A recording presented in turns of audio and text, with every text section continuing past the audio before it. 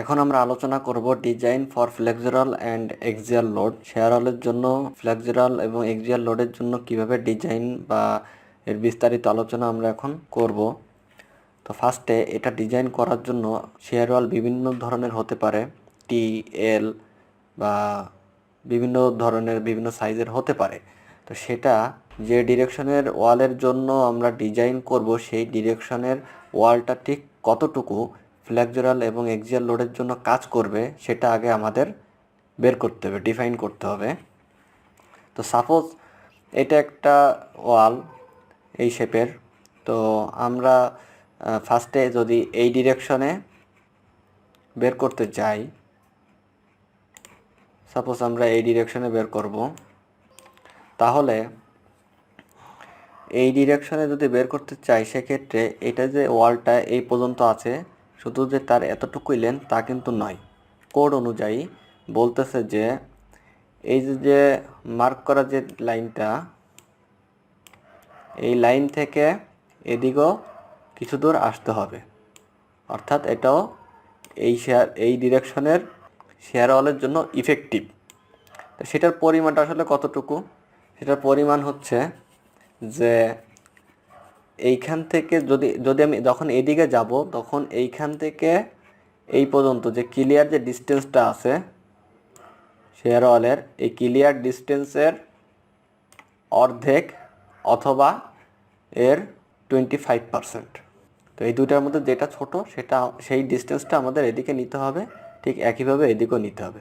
আবার যখন এই ডিরেকশনের জন্য আমরা কাউন্ট করব তখন এই ডিরেকশনের ওয়াল তো থাকবেই, সাথে এদিকেও ফ্লেঞ্জ হিসেবে কাজ করবে। সেটা হচ্ছে এইটার যে ক্লিয়ার যে ডিস্টেন্সটা আছে তার অর্ধেক অথবা 25%, যেটা ছোট সেটাকে আমাদের নিতে হবে। সাপোজ এতটুকু। এটা যদি ক্লিয়ার করে আরেকটু ভালো করে বোঝাই যে এটা একটা লিফট কোর বা এটা একটা এই কোরের একটা শেয়ার ওয়াল। এখন এটার ডিস্টেন্স দেওয়া আছে এদিকে 6 ফিট আর এদিকে দেওয়া আছে 8 ফিট। তো যখন আমরা এই ডিরেকশনের জন্য কাউন্ট করব তখন এই যে 6 ফিট যে শেয়ার ওয়াল, এই ডিরেকশনে কিন্তু দুইটা শেয়ার ওয়াল আছে, এই একটা আর এই একটা। তো এইটা যে 6 ফিট যে আছে শেয়ার ওয়ালটা, এইটুক তো থাকবেই, সাথে এইদিকে ফ্লেঞ্জ হিসেবে কাজ করবে। সেটা কতটুকু, সেটা হচ্ছে এইটার যে 8 ফিট সেটার অর্ধেক ক্লিয়ার ডিস্টেন্স। তো এইটা আছে সাপোজ 12 ইঞ্চি, এটা সাপোজ আছে 12 ইঞ্চি, তাহলে বাদ যাবে 2 ফিট, থাকবে 6 ফিট। তাহলে 6 ফিটের অর্ধেক হচ্ছে 3 ফিট অথবা এর 25%। তাহলে 25%-এ কত আসতেছে, 1.5 ফিট অর্থাৎ 18 ইঞ্চি। তাহলে আমাদের এইখান থেকে